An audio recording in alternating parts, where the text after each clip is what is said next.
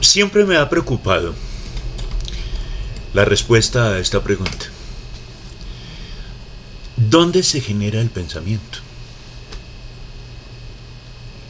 ¿En el cerebro?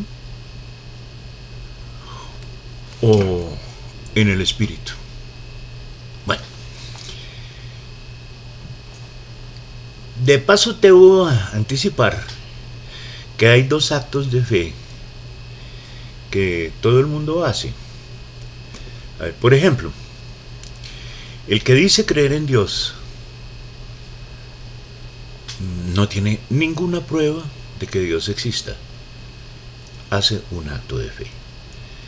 Todo esto de que se inventa la gente, de que el cuento del peluquero, que el cuento de que el relojero, etcétera, etcétera.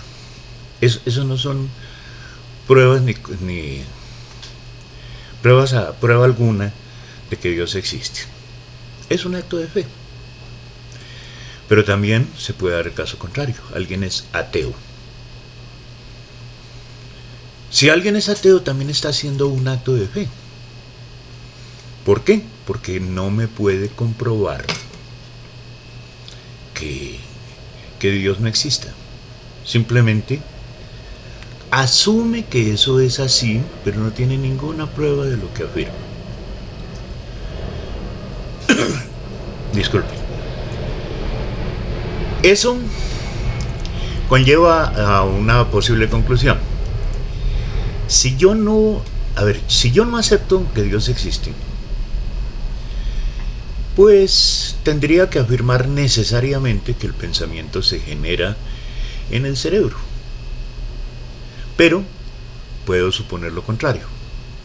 En mi caso soy agnóstico. Algunos tontos confunden ser agnóstico con ser ateo, no es lo mismo.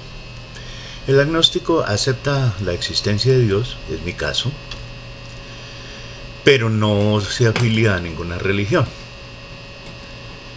Si yo acepto que Dios existe, también como consecuencia lógica debo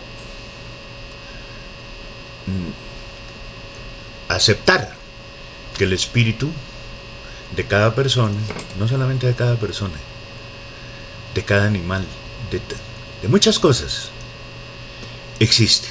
Bueno, pero estoy hablando de personas. Entonces, en ese caso, ¿cómo sería el asunto? Pues si el espíritu existe, el pensamiento necesariamente debe generarse en el espíritu. Porque si no se generara allí, entonces el espíritu sería un objeto totalmente animado, pero sin ninguna conciencia de nada.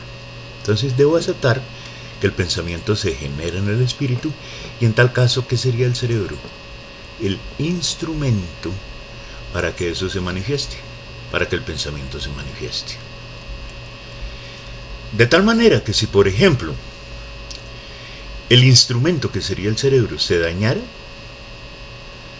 pues no puede tenerse conciencia de que se genera pensamiento, pero realmente se está generando. Lo que pasa es que no se puede manifestar.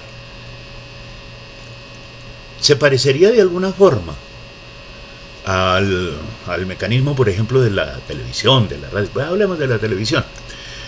Una emisora genera una serie de frecuencias que un aparato de televisión traduce a sonidos y a imágenes. Si el aparato se daña, por ejemplo el televisor que compré para pasar mis ratos, se daña, pues no quiere decir que la emisora, que es la que está generando las frecuencias para ser traducidas a imágenes y sonidos, no exista. No, sí existe.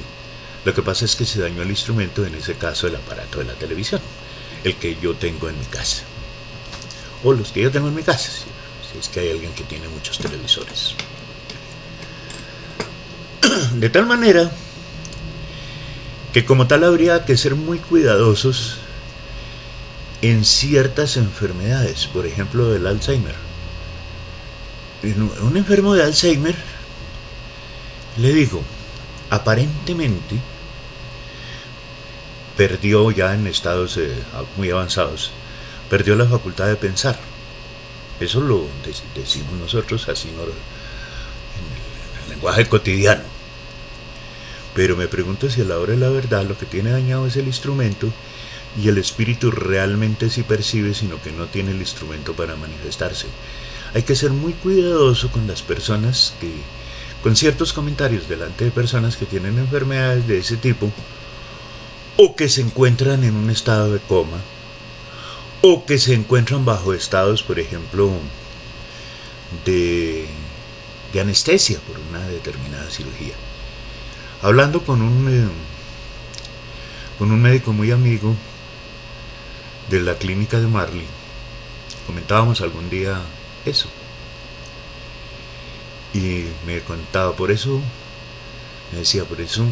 algunos de nosotros no hacemos comentarios con el paciente ahí, así esté anestesiado, o creamos que perdió la facultad de pensar.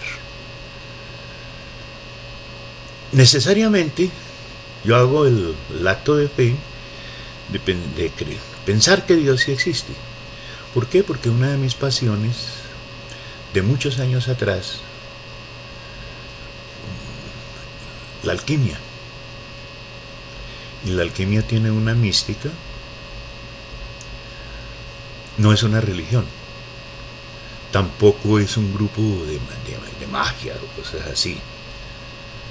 Pero hay unos convencimientos muy fuertes. Siempre he estado en la búsqueda de todas esas cosas. Tan es así que alguna vez pertenecí al espiritismo. La verdad no me encuentro. Nada me satisface en últimas. Pero lo que más se ha aproximado